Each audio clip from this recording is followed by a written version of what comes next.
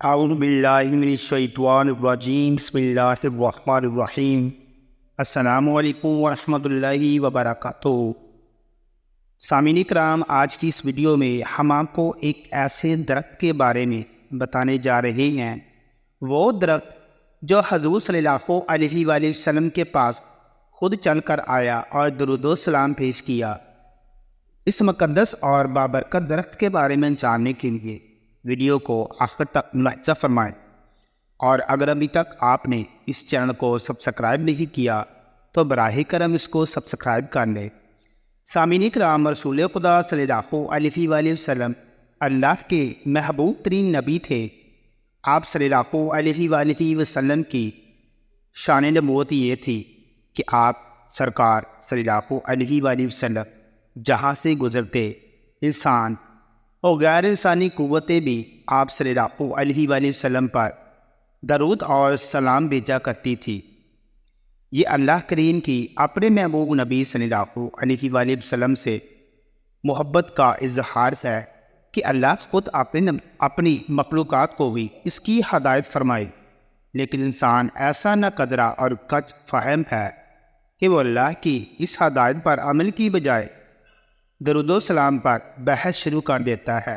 درود و سلام کی حکمت اور فضیلت میں ہر کسی کی بلائی پوشیدہ ہے۔ امام ترمذی رحمۃ اللہ علیہ لکھتے ہیں کہ حضرت جابر رضی اللہ تعالیٰ عنہ سے روایت ہے کہ حضور نبی کریم صلی اللہ علیہ وآلہ وسلم نے فرمایا، مکہ مکرمہ میں ایک پتھر ہے جو مجھے بعثت کی راتوں میں سلام کیا کرتا تھا، میں اسے اب بھی پہچانتا ہوں، اور یہ ہر انسان کی زندگی کا بہترین عمل ہے جو اسے عشق نبی صلی اللہ علیہ وآلہ وسلم مالا مال کر سکتا ہے۔ احادیث مبارکہ میں اللہ کے نبی صلی اللہ علیہ وآلہ وسلم کے یہ معجزات بھی موجود ہے کہ جب درختوں اور پتھروں نے بھی آپ صلی اللہ علیہ وآلہ وسلم کو سلام کیا اور درود پڑھا۔ حضرت علی رضی اللہ تعالیٰ عنہ بیان کرتے ہیں کہ ہم مکہ میں حضور نبی کریم صلی اللہ علیہ وآلہ وسلم کے ہمراہ تھے۔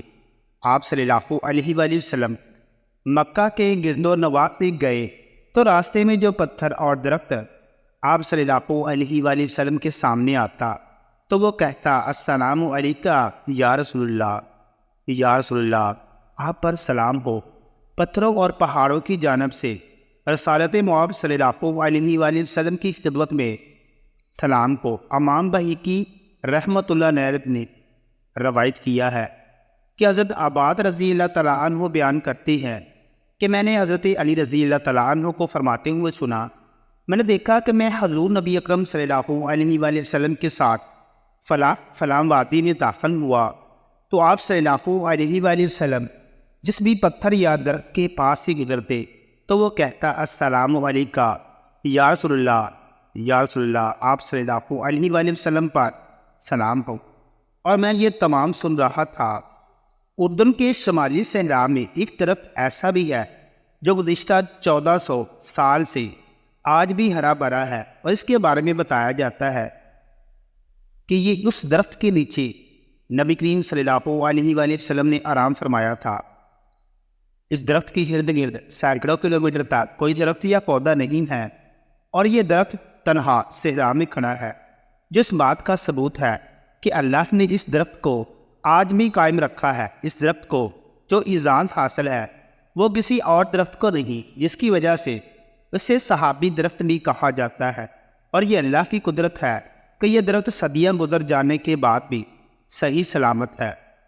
روایت میں ہے کہ اس درخت کے نیچے کوئی نہیں جا سکتا تھا، اور جو بھی اس کے نیچے جانے کی کوشش کرتا وہ خوفزدہ ہو کر بھاگ جاتا۔ عیسائی اس بات پر یقین رکھتے تھے کہ اس درخت کے نیچے صرف نبی آخر الزمان صلی اللہ علیہ وآلہ وسلم ٹھہریں گے۔ اس درخت کے قریب ہی ایک گرجا گھر تھا جہاں ایک خانقاہ میں بحیرہ نامی انجیل کا ایک بہت بڑا عالم مقیم تھا۔ یہ اس علاقے میں بڑی قدر و منزلت سے دیکھا جاتا تھا۔ بحیرہ ایک گوشہ نشین شخص تھا، اپنی خانقاہ سے باہر نہیں نکلتا تھا، اور شہر کے لوگوں سے اس کے روابط بالکل نہیں تھے۔ اس کی تحقیق تھی کہ ادھر سے نبی آخر الزمان صلی اللہ علیہ وآلہ وسلم کا گزر ہوگا۔ چنانچہ وہ یہاں آنے جانے والے ہر قافلے کو کھڑکی سے بغور دیکھا کرتا تھا، مگر اسے وہ ہستی نظر نہ آتی جس کی اسے تلاش تھی۔ لیکن ایک دن ایسا ہوا کہ ایک عرب سے آیا ہوا قافلہ وہاں رکا۔ بحیرہ نے اپنی خانقاہ کی کھڑکی سے ایک حیرت انگیز منظر دیکھا۔ اس نے دیکھا کہ سامنے درخت کے نیچے ایک 12 سالہ لڑکا بیٹھا ہے۔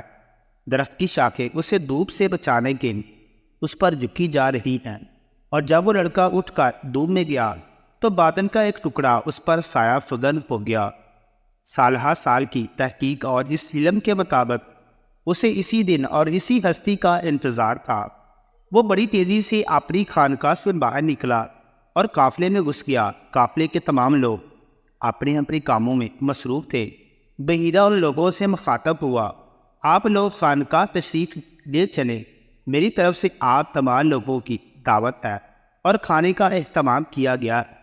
قافلے کے تمام لوگ ایک دوسرے کا منہ دیکھنے لگے، گویا نگاہیں ایک دوسرے سے پوچھ رہی تھی کہ ہم لوگ کئی بار یہاں ٹھہرے اور چلے گئے، لیکن بحیرہ نے کبھی نہیں پوچھا آج وہ کیوں اتنا مہربان ہو رہا ہے۔ بہرحال کیا کرتے، تمام لوگوں نے اس کی دعوت قبول کی اور بحیرہ کی رہنمائی میں اس کی خانقاہ کی طرف روانہ ہو گئے۔ بحیرہ نے سب کا پراتفاق خیر مقدم کیا۔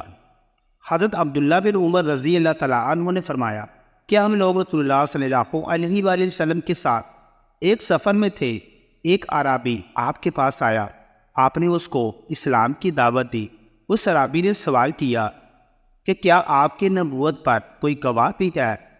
تو آپ صلی اللہ علیہ وآلہ وسلم نے ارشاد فرمایا، ہاں، یہ درخت جو میدان کے کنارے پر ہے میری نبوت کی گواہی دے گا۔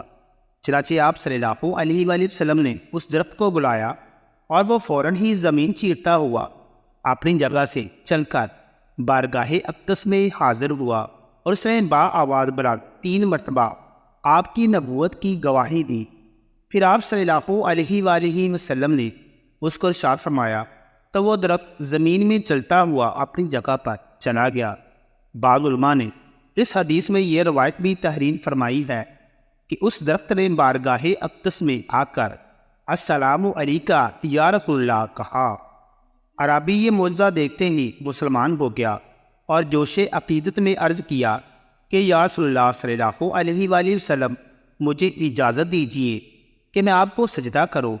آپ صلی اللہ علیہ وآلہ وسلم نے ارشاد فرمایا کہ اگر خدا کے سوا کسی دوسرے کو سجدہ کرنے کا حکم دیتا تو میں عورتوں کو حکم دیتا کہ وہ اپنے شوہروں کو سجدہ کرے۔ یہ فرما کر آپ نے اس کو سجدہ کرنے کی اجازت نہیں دی۔ پھر اس نے عرض کی کہ یا رسول اللہ صلی اللہ علیہ وآلہ وسلم، اگر آپ اجازت دیں تو میں آپ کے دست مبارک کو بوسہ دوں۔ تو آپ صلی اللہ علیہ وآلہ وسلم نے اس کو اس کی اجازت دے دی۔ چنانچہ اس نے آپ کے مقدس ہاتھ کو والہانہ عقیدت کے ساتھ چوم لیا۔ اسی طرح حضرت جابر رضی اللہ تعالیٰ عنہ کہتے ہیں کہ سفر میں ایک منزل پر حضور اقدس صلی اللہ علیہ وآلہ وسلم استنجا فرمانے کے لیے میدان میں تشریف لے گئے، مگر کہیں کوئی آڑ کی جگہ نظر نہیں آئی۔ ہاں، البتہ اس میدان میں 2 درخت نظر آئے جو ایک دوسرے سے کافی دوری پر تھے۔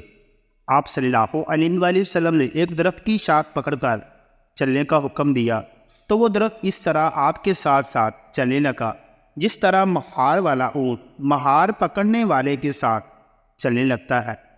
پھر آپ صلی اللہ علیہ وآلہ وسلم نے دوسرے درخت کی ٹہنی تھام کر اس کو بھی چلنے کا اشارہ فرمایا تو وہ بھی چل پڑا اور دونوں درخت ایک دوسرے سے مل گئے، اور آپ نے اس کی آڑ میں اپنی حاجت رفع فرمائی۔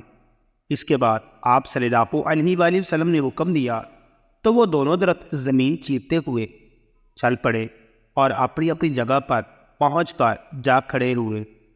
سامعین کرام، امید ہے کہ ہماری آج کی ویڈیو آپ کو اچھی لگی ہو۔ ویڈیو پسند آئے تو اس کو لائک اور شیئر کریں۔